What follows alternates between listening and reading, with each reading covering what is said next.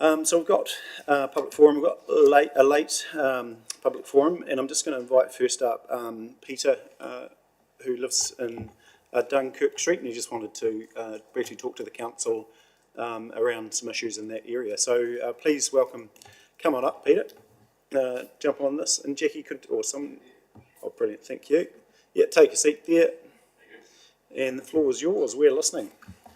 Yes, I'm Mr. Peter Paisley. I live on 27 Dunkirk Street. I must congratulate the council to get rid of the rat bags out at Washington. Well, I'd like to come around and put the bulldozer through that other, the street, the house opposite me, because they're up and down. It used to be up and down Dunkirk Street, motorbike, letting crackers up at 3 o'clock in the morning. The dogs are all barking over there. Early hours, I must say they've quietened down a bit now. But I'd like to get rid of it. It's the value of all our houses right around that neighbourhood. I'd like to get them out of it. That's my question. Why we have to live with that? Now, look, it is a good question, and the house Mr. Paisley is referring to as a Kāinga Ora house, and that's the challenge. We're not in the position to go and buy that one and bulldoze it. But as I did say, I am meeting with Kāinga Ora, the regional head, in the next couple of weeks around some of those issues, and also just on the basis of some of our conversation, I know our compliance guys, our team, around parking, I think the cars are back on the footpath, but there's some of those things, yeah, and so I'm sure we'll put that into the system for the team to keep on that. Yep. Oh, hold on, we'll just... Sometimes there's 8 or 9 cars there at night. And sometimes early in the morning, they've cars going backwards and forwards. They must be picking up their drugs, I think. And there's a drug outfit, I know that for sure. So I'm sort of, are the police scared of them? Or aren't they going to raid them, or what's going on? I'd like to know. I think I'm only picking up for myself. I don't know about the neighbours think. The joke across the road, he lives next door. I don't know how he gets on. But I'd be doing me, if it was me, I'd be doing me nana properly. You shouldn't have to put up with that. Should you? No, I totally agree, and that's a great argument for decentralisation and giving more power to councils.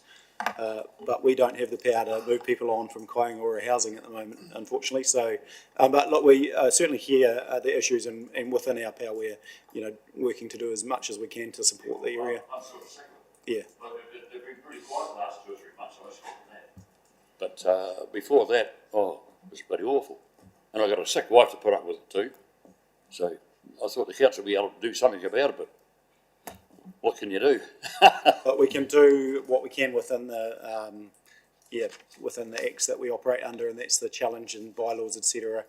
Take your point around dog barking, and I know those sites are being monitored as an example at the moment, but they've still got to meet a threshold. And the enforcement officers around the parking on the road, on the footpath, they'll continually be monitoring that, and I know the team are, working as closely with police on some of those things as we can. So yeah, unfortunately, I don't have a silver bullet for you, Peter, around moving those individuals on. But it's one of the conversations also that we need to be looking at into our long-term planning, and what's the opportunity, what tools can councils use to pull those communities up. And invest in those communities. So, yeah. Another thing, I feel like doing something for myself. I know it's against the law to do it, but that's what I feel like doing. Look, I certainly hear you, and yeah, I won't make comment on that, Peter. But no, look, you certainly have been heard, and we've got District Commander Vicky Walker, who's just about to speak, and I'm sure she'll just touch on it as best she can, without going into any detail, because I'm sure there's thank you very much. Ongoing challenges. But thank you. I can assure you that whether it's not to speak for Vicky, but everyone's operating as best they can within the rules and the toolbox that they have. In front of them, and sometimes that's the challenge. Well, I thought about shifting myself, but as I say, I'm retired, and but nobody will buy my house now, not around there. So all the houses will be devalued with that crowd over there. Yeah, and Pat, how long have you've been living there a long time, haven't you? Well, I reckon said all the houses have been devalued around, our rates should go down. Instead of putting them up 11%, they said go down 11%, we should get a discount, I reckon. Based on your neighbours. Why not? Yeah, unfortunately, I think it'll get everyone in Timaru complaining about their neighbours. No harm in asking. No, look, we certainly hear you and we hear your frustrations and look, I think we've got to put our shoes, our feet in your shoes and walk in your shoes a couple of miles and understand the frustrations if we were living next to those sorts of people. So within our powers, we'll do as much as we can, certainly can. Yeah. Another thing, they've got about 3 or 4 dogs over there, and they hear them at night, but they're not too bad lately, but I don't know if they're registered, probably aren't. But, yeah, and as I said, our officers, our team are working as closely in those elements as far as enforcement that we can as well. Yeah, both dogs and parking. Yeah. When they park on the road, they park during, I think that bus hit them the other day, that they generally park right around the bend. That latest bus, what do they call it? Like My Way, is it? Yep. That I think it hit one of the cars. So it crashed into one of the cars because it was right on the bend. Could you realise, you get those cars from all over, they're right parking, and sometimes they're over your driveway. But, it's very frustrating, I tell you. No, I understand that. So yeah, we'll continue to work within the rules that we can. Mm-hmm. Yeah, and I'm sure we'll be in touch. Appreciate Thank you very much. No worries, and appreciate you coming today, Peter. Thank you. Sorry, I apologise. I didn't actually open it for. Did anyone have any questions of Peter? I think we're well covered. Yeah, no. So, right, we'll now move within public forum. We welcome District Commander Vicky Walker. Great to have you with us. Apparently the red button's the thing to do, so here we go. I'm actually the area commander. I haven't been promoted to district commander, so, but yeah, not quite at that level of grandeur, shall we say, yet. But yes, so look, I've been asked to speak to the council, but I'm probably more interested in what questions you have for me. First off, I can talk to you about what our area priorities are at the moment. 3 spring to mind quite quickly. First of all is our roads. So at this stage for the performance year that we gather, we're looking at 8 fatalities. Last year we were looking at 6. We have the greatest volume of state highways in the area and the greatest amount of risk, and it's definitely an area priority for us to ensure that people can actually go about their business safely. That means we do a significant amount of enforcement, and that includes me. So I'm quite not too bad at riding the old speed ticket. I had 139 on State 79 just last Sunday. Tourist spending 10 days in our beautiful country, doing 139 kilometres per hour, 2 k's off walking for the rest of his 10 days. So the risk is there, and at quite at that high level. Intersections, and I'll probably speak more about probably more of the north area of this. In terms of our intersections, they are high risk times for us, particularly with sunstrike, people going about the business and just not understanding where they are, and then all of a sudden you're crossing through into the path of a vehicle. But I think probably an aspect that we don't tend to focus on a little bit is actually the serious injury crashes. So that's people who are injured as a result of a crash and suffer the long-term effects of that. And I think that's something that, why we enforce in what we call our RIDS offences, which is restraints, impairment, distractions and speed. That's our primary, plus what we call the DNF series, so that's driving behaviour and intersections. So that's our primary focus and what we will continue to work with across the area. The next aspect that I would talk about is family harm. So we did recently a district-wide intel report around non-metropolitan family harm, so looking at Aoraki area and the rural Canterbury, and particularly looking at how the changing nature of how Aoraki and Timaru looks and feels with our refugees and migrants, and actually are we getting the service to the right people at the right place at the right time. So that's a significant piece of work for us to do, and also look at the effects of rural isolation as well, and how we can actually connect with people and actually, offer the services to address them to be safe as well. And I guess the last aspect is around our volume crime offending. So that's your theft ex cars, your burglary, etc. We have seen an increase in that, and what I guess has probably hit the media the most is your young people doing ram raids, and then they've called them smash and grabs because they're not using vehicles to access the premises. I've got to say the team in Aoraki and Timaru are really, really good at actually getting onto these offenders, and it's probably because we're out there in the wee hours, and the offenders, they stick out more, if that makes sense, so they don't get lost in the volume of the metropolitan areas, and we know where they're going to be going, etc. And generally there's a bit of lead-in time, so I'm very cognizant that if we've got offences happening in the metro area, if it gets too hot there, there's a thought, basically they'll go somewhere else where there's not. What they don't count on is the fact that our police are out there in the wee hours, actively patrolling and looking around our softer targets, shall we say, and picking up these offenders. We had a spree that came out of Christchurch all the way through down to Geraldine, and all 4 offenders were picked up through basically tenacity. We spent a lot of time waiting for these. They'd gone to ground. We had a dog unit in the area, but we spent a lot of time waiting for them to pop up, if that makes sense, and actually make sure that we could actually pick them up when they did, to the point where we had one that tried to knock on someone's door so that they could get mum to pick them up. So we provided that transportation.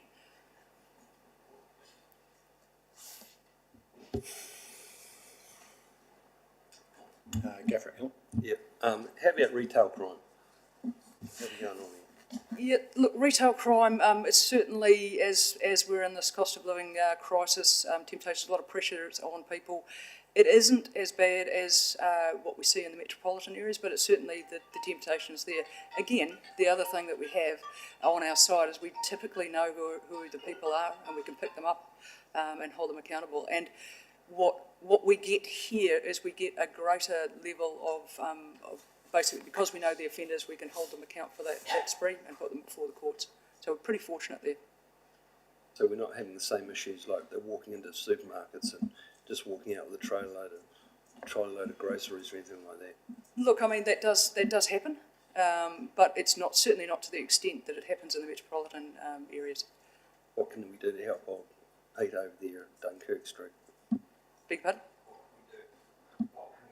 What can we do to help the situation in Dunkirk Street? Look, I'm sorry, I won't talk about police tactics around that. I'm very aware of that particular address, so I'm sorry I can't comment on that.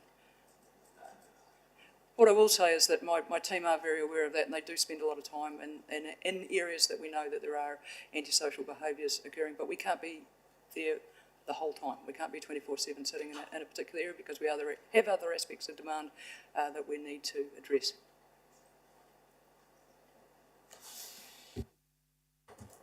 Thank you. Councillor Burt. Hi, welcome. Is there a correlation between the access and availability of drugs here now and the increase to your high volume crime like your theft ex cars and burglaries? So I guess probably on that point I'd like to reiterate the Commissioner's messaging around what the most prevalent drug is for our society, and that's alcohol. It touches most aspects of our community. It's generally the starter, shall we say.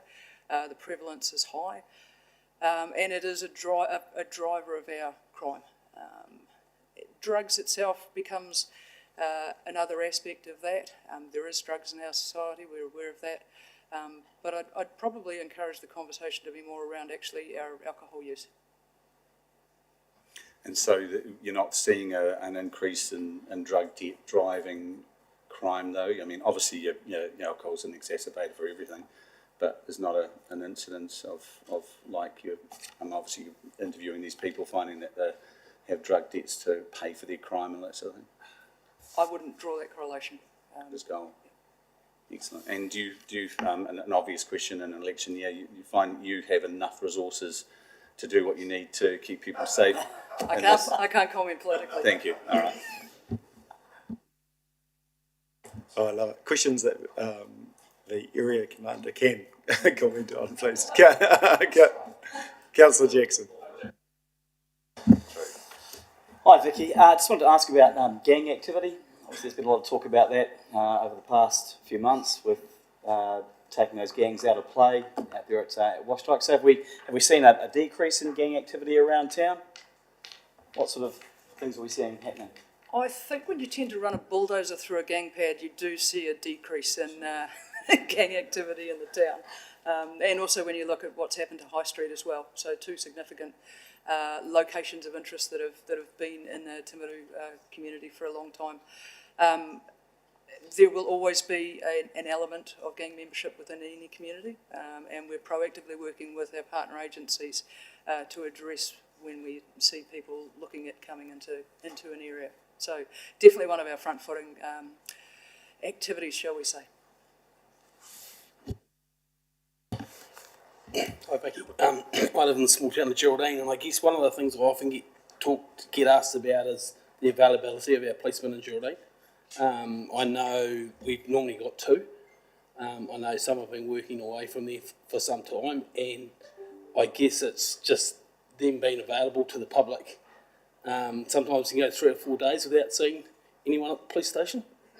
And just wondering, is there a lack of police in South Canterbury, or have we got a bit of an issue with getting police to come here and work, or? Getting slightly political there, which I won't go into, but we currently have Geraldine fully staffed. We're also looking at potentially bringing our station support officer, which is our police employee who runs the front counter, to work in Geraldine to make sure that station's a little bit more accessible to the public. But as far as I'm aware, apart from Pleasant Point, who sometimes works out of there, who's currently on leave. We're allowed leave sometimes. But, we're fully staffed. Thank you. Question from Tamika? Well, not a question really, but Vicky, I'd actually like to use this opportunity to acknowledge the great work that I'm seeing out in the Pleasant Point Tamika ward. And as you know, I talk to the officers out there pretty much every week, often several times a week, and I know that some of the work they're doing there elsewhere around the country, they'd never get to it. They just never would. And the team out there is very focused on our community, keeping it safer, and holding those to account that don't obey the law. And I think Malcolm and all his team out there do a fantastic job, and so thanks very much. Thank you. That's really nice to hear. I guess one of our Commissioner's priorities is the services that New Zealanders expect and deserve. And I've got to say, I've worked in a number of patches up and down the country. I've been a rolling stone that gathers no moss. This is my 3rd time back in this particular patch with a whānau connection. But the police are invested in their community, and they do give the community service that you're talking of, and because they live there, they live, breathe, and own it. Malcolm and his team have had a pretty shocker of a ride in terms of some of the crashes. The one at Geraldine Species Bridge springs to mind. But they've been working through that, and they are really a testament of a team who are committed to their community and invested there. Thank you. Anyone else there? A question for me, Vicky, what are some of the challenges you can throw at us? What is, leaders, an organisation that, Peter's come here today, not saying specifically on his issue, but what are the, you raised alcohol as an issue. We've got groups like Safer Communities. What are some of the things that, we could be doing to better support, and, whether it's bringing people together or, what are some of those things? Sorry to put you on the spot. That's what I'm here for. Look, I guess probably the thing for me in terms of policing, it's matured from an aspect where we're basically locking people away and throwing away the key. And we've actually got to look into the whole concept of causation. So how do we actually get the right service to the right people at the right time? How do we engage our community partners and NGOs who have the mana to do that mahi, have that lived experience, understand the path that people are going down, and actually offer that small, that doorway out. Vicky Walker, the family harm offender, may not take it at that time, but when she knows that it's available and we keep offering it, one day she'll do that. So I think probably it's all about partnerships to me. Police is one aspect of the partnership of a community, but you've got a whole bunch of really great organisations who offer some fantastic services that can take the next step into addressing causation and reducing intergenerational effects of harm and victimisations in families. So I guess probably if I was going to say anything, it would be to support the NGO services who are out there and ready to do that work. Yeah, brilliant, thank you. It's that all of community response again, isn't it, to the issues? Yeah. Thank you. Any further questions? Mr. Cooper? No? Team, you're all good? Hey, thanks so much. Really appreciate your time. Thanks for the opportunity. Thank you.